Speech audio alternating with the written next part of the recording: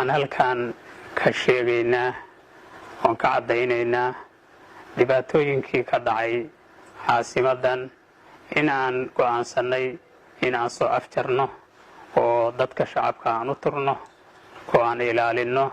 taas daraaddeed ayaan waxaan u samaynay tanaasul aan u tanaasulnay shacabkeenna. markii aan aragnay in dhib badanu soo wajahan yahay oo wixii dhacay weliba ka sii badan ayaan waxaan samaynay tanaasul aan u samaynay. marka bulshadeenna waa jecelnahay, waxaana uga soo shaqaynay xagga amniga, la dagaalanka argagixisada iyo dhan walbaba. haddana horena dowladda federaalka soomaaliya amniga caasimadda waa ugu dhiibnay.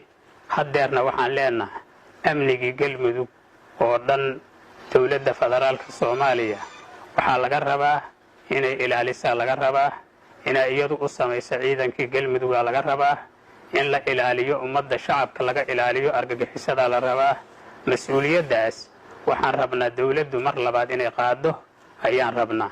waxa weeye ma rabna annaku in mar dambe wax dhiba iyo wax shidaah ay nagu soo gaaraan, yacni maalanba barbagaando iyo wax kaleeto. mas-uuliyaddaas dowladda ayaan ku ognahay, ayada ayaan u dhiibnay. kabacdina waxa weeye ayadaa waxaa la rabaa inay sii habayso oo sii hagaajida ayadaa laga rabaa.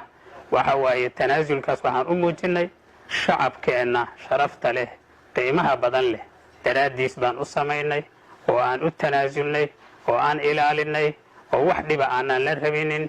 wax maadaama dhib badan aan ka soo marnay, maadaama mas-uuliyiintii haddana ahlu sunna waljamaaca, mas-uuliyiintii galmudug, madaxii xukuumadda galmudug aan ahay, waxa weeye galmudug oo dhanna waxaan u soo jeedinayaa muwaafaqo iyo midnimo ayaan u soo jeedinayaa.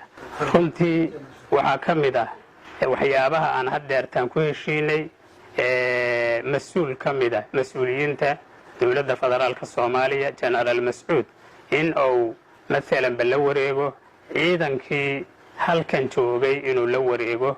kabacdina mas-uuliyadda amniga dadka mas-uuliyiintaah joogo mashaa'ikhda ah, culimaa'udiinka uu mas-uul ka yahay oo ilaalinahayo wixii ay u baahdaan oo maalanba xagga ama amniga ha noqoto ama xagga maalanba ha noqoto fulinta ay fulinahayaan waxay dadka u fuli jireenoo wacyigelin ha noqoto iyo darsi akhrin iyo tawciye wax walba, in ay arrinkaasi ay noqoto aysan u balaloobin. hadda kadib shabaab maadaama aad ay ula dagaalameen aysan u balaloobin, wax dhibah aysan u balaloobin. taasna asagaa damaanad qaaday.